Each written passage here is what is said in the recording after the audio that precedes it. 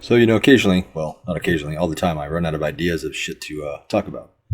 Um, so, like, look down in the, user comments on various videos and see if I can get an idea. And it usually works. And today, I saw a few comments, going back from old videos to now where people, about Satanism and stuff, where people are just like, like, what the hell happened to you, to make you get into Satanism? Like, how'd you get into Satanism or why, And they reward it in a way where it's like they expect me to, like, have like some traumatic story, like something bad must have happened, right? I must have been abused or kidnapped or tortured or whatever, right?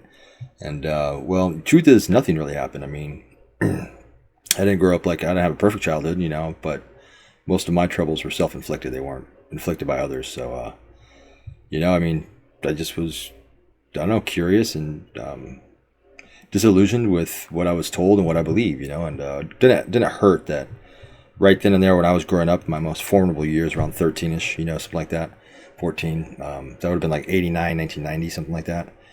That was like the height of the satanic panic, like all over TV, talk shows, like news reports, newspapers, magazines. I mean, you name it, it was all about like satanic ritual abuse or, Satanist sacrifices or, satanic cults on this town. And I mean, it was like people were getting on talk shows. And if you guys want to look it up, I mean, look up the Satanic Panic. Look up like Oprah or Donahue or some of the older guys, even maybe Jerry Springer possibly if he was around back then. But yeah, you'll see it, and it was just an epidemic. It was called the Satanic Panic for a reason. It was panic, but that actually exposed me to something that I never took in seriously. I had no desire. Like I didn't wake up one day and just be like, Satanism, that sounds awesome, or Satan, that's cool. It wasn't like that. I just wasn't interested. Like, I mean, it didn't really occur to me until the Satanic Panic, until I saw that shit all over the media and TV. That's when I was like, wow, this is kind of like intriguing. Like, I think it takes a certain type of person that you either have an attraction towards the mysterious, the unknown, the forbidden, the taboo, the occult.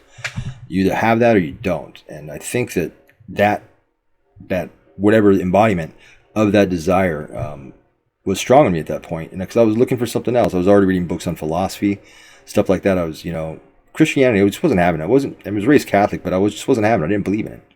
It didn't make any sense anymore. So why did I turn to the extreme opposite? Probably because rebellion. Also, the Satanic Panic was all over the place, and I was like, do people really do that shit? Do people really kill animals and sacrifice babies and hide the bodies in like acid baths and weird shit? So it was kind of intriguing, and of course, rebellion, of course, you get tired of one thing, often you go to the extreme opposite. But I don't really think that was so much of it. I really do believe it was media, being exposed to the Satanic Panic.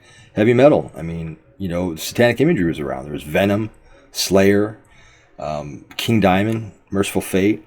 I mean, even though not all of these bands are real Satanists, although I suspect there's probably Satanists within the band. But it doesn't matter. But it was that imagery, there's all kinds of metal bands that had upside. Even Motley Crue had an upside down pentagram. So they were playing upon the Satanic Panic too.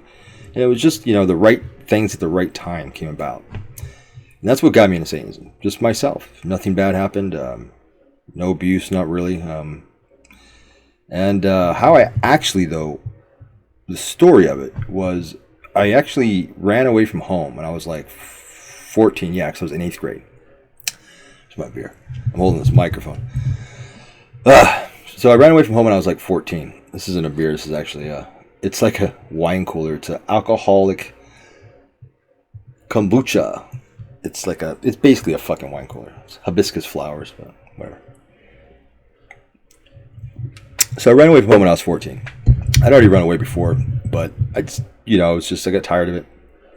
My family life was not as good as I wanted it to be. I was unhappy at school, whatever the reason. It was nothing big. It was just teenage angst. I was like, fuck you, I'm going to do this myself.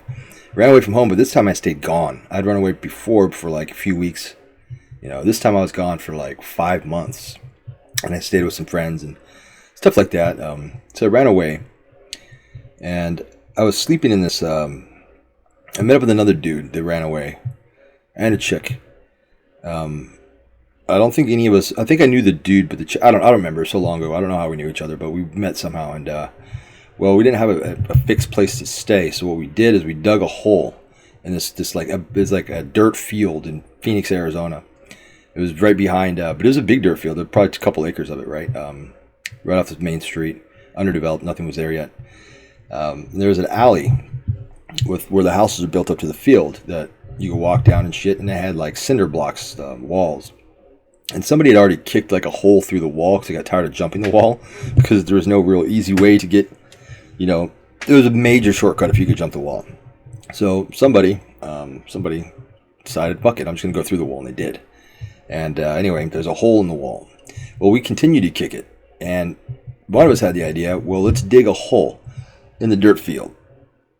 And we did, and it was like, I don't know, maybe 10, 15 feet long, and it was only like maybe 2 to 3 feet deep. Took us like 3 of us all day digging in that fucking hard ass fucking dirt, right, with shovels. But we did it, and then it's only like 3 feet deep, right? Maybe 2, I don't know. It wasn't very deep. But then we stacked the cinder blocks all around the top. So now you're looking at like, maybe 4 feet. 4. Yeah, you couldn't stand up, so it's probably about 4 feet. So you could crawl in there pretty comfortably, and we put blankets in there and candles and shit. We lived in there for weeks. We wandered the streets at night, stole our food, whatever. Parents felt sorry for us and gave us food and shit. I mean, it just did a way of living. But back to the satanic part is that was just what we did. And I ran into another dude. Here's where this comes in. I was 14. This guy was probably 19. He had just got out of jail, and he was like a runaway too. I don't think he was a runaway. I think he was just fucking homeless, basically. I think it was a combination of both. I think he had a place to go but didn't want to. So he was on the streets, and he was being 14 and he was 19, and he was punk rock. Like he was, I was a stoner metal kid, but he was like punk, he had a Misfits shirt on and a Sam Hain shirt, and he wore this like Misfits like black eyeliner like that, he had a devil lock and shit, kind of dorky guy. In fact, he was really fucking dorky. But I met up with him, and we sorry, Paul, but it was true. But he started like talking about Satanism and shit, and it kind of intrigued me. But at the same time, I was under the impression that everybody else was, that Satanism is about evil and worshiping the devil and sacrifices, and even though I wasn't really sure if I believed in the devil, I did believe that if you call yourself a Satanist, you probably believe in the devil, so therefore you must be bad by association, which is kind of a logical steps, because our definition of what Satanism is completely flawed. So therefore, if it wasn't, that would be a logical conclusion that most people will come to. But because it's flawed, anyway, so he convinced me to read the Satanic Bible, and I didn't really have much better to do. I was a runaway. I was out of school, and yeah, I read it, and I was really surprised. I was just really surprised how that came out. Like I was like, wow, this is nothing like I expected. And he had told me that, but I didn't believe him. Why would you believe a Satanist, right? Why would a Satanist be honest, right? But yeah, so it was interesting, and I read it, and I felt like, again, the circumstances were just right. I was away from home. I didn't have a lot of external stimuli.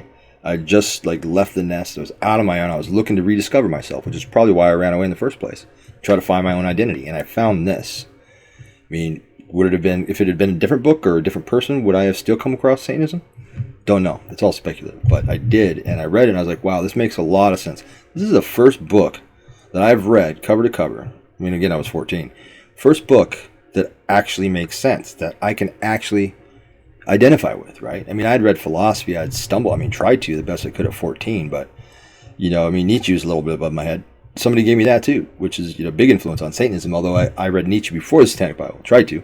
Hard reading Nietzsche. I mean, Nietzsche's a little tough, old German translated, but I got some of it. But then when I read the Satanic Bible, I was just like, wow, it's so easy to read. It's like written for like the layman, kind of like, at 14, and my reading comprehension was, I don't know, probably about the same as it is now. No, I'm joking, but what I'm saying. I mean, it's written at a level where even somebody young, like 14, with average amount of intelligence, can actually get it, and I did, and I just kept going from there, and I just kept devouring.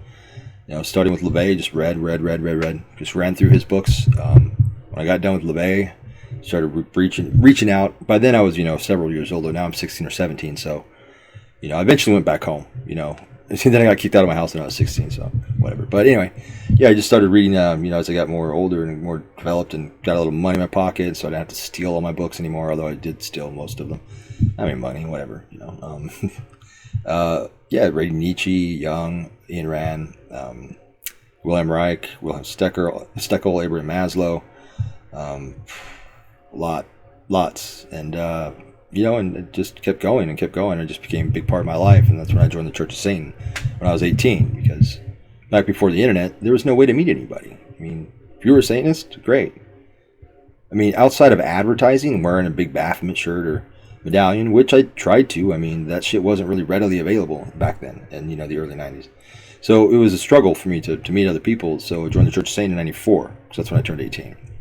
And, yeah, I mean, that was my intention was to meet other Satanists. And, they sent me the typical, questionnaire and the colorful pages, the rainbow package is what we call it. And, send in my photos, fill out the questions. They sent me something back saying, asked me if I wanted to be considered to be a spokesperson in my area. And I would have, except they wanted me to send in a VHS camera of me talking, just like I am now. VHS, right? I don't think there was I don't think there were CDs and DVDs back then. There might have been, but if there were, they were way out of your budget. But anyway, so it was a camcorder. I don't have a fucking camcorder. You know how much a camcorder cost back in like 91 or 92? We're not talking about shit. I don't even know if there was a Fry's Electronics, but even if there was, I mean, a camcorder is a big one, man. And that shit was several hundreds of dollars back then, I mean, shit. And, I don't know. I delivered fucking pizza, I think, back then. And, I didn't want to be asked into doing that. And so I never followed through with the Church of Satan and really tried to become active. They gave me a few different phone numbers of people in my area, which is surprising because usually you don't have a lot of correspondence back then because there was no internet. So we're doing snail mail here. Usually don't have a lot of correspondence. And I got a couple numbers, met a couple people, and I kind of gave up because the people I met were fucking idiots, man. There's one guy dressed like Glenn Danzig and was so egotistical and thought he was just the fucking biggest fucking badass Satanist guy. Remember, his name was JD. JD, if you're watching this, you're a fucking idiot. Or you were back then. Pompous ass. You still live in San Diego? Because I am. Alright, never mind. So anyway, yeah, he dressed like Glenn Danzig, and he's just a dick. Wife's pretty hot, though. She was.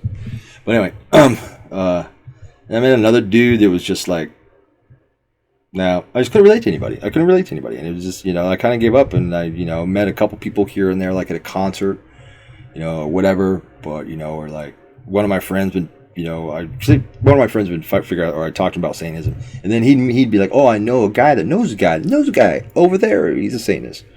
And then, it wasn't until I got online until like 2009. I was beginning to think there was like I was like one of the only people that was a Satanist.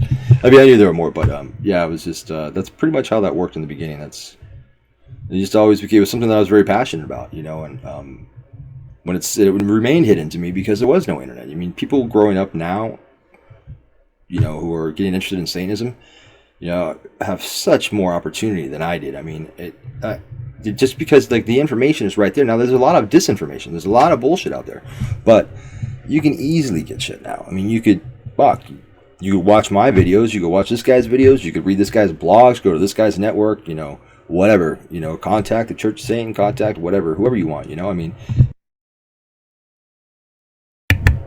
it's just, it's the information age, and you guys are fortunate. I know a lot of older guys be like, oh, back in the day, the golden years, we had to do this and that, to like make it sound like that's some like, something to be proud of or brag about. That's some sort of rank, is that you're old enough before the internet. It's like, yeah, that fucking sucks actually, because I could have studied and read and got my hands on shit 10 times quicker than I did back then, and for cheaper. So yeah, so for those of you, take advantage of the internet. But that's it. I'm starting to babble because I was going to roll into something else, but I'm going to end this because I didn't realize it's this long. That's why I got into Satanism, just because it was meant to be, I guess, and I had a attraction towards the darker things, and I wasn't afraid, and that's, I think, what stops a lot of people. And I just rejected what was told to me, which is what everybody's been told about God and heaven and religion and this and that. Didn't buy it. Just like I didn't believe in the Easter Bunny or Santa Claus. Critical thinking, common sense. How can a fat guy get down all these chimneys? We're poor. We don't even have a chimney. Oh, it's magic. Slips under the door. No, we don't. So, I mean, it's simple things. Same with God. And, it's just, I don't know. The definition of what Satanism is today is changing and is morphing into something that I'm not real happy about. But you know what? It's evolution, and it is what it is. I mean, I hold true to what I believe, and what I believe is, you know, it's been said before. But anyway, all right. Thanks. Yeah, and if you guys have any suggestions, if you guys want to hear anything, ideas for videos I can do, yeah, go ahead and drop them in the comments. I usually don't read the comments because I have too many videos, and it would just, you'd have to do it like it'd be a daily task. But this video I will, because I mentioned it. And yeah, if you have any suggestions or anything you want to hear, let me know. Thanks.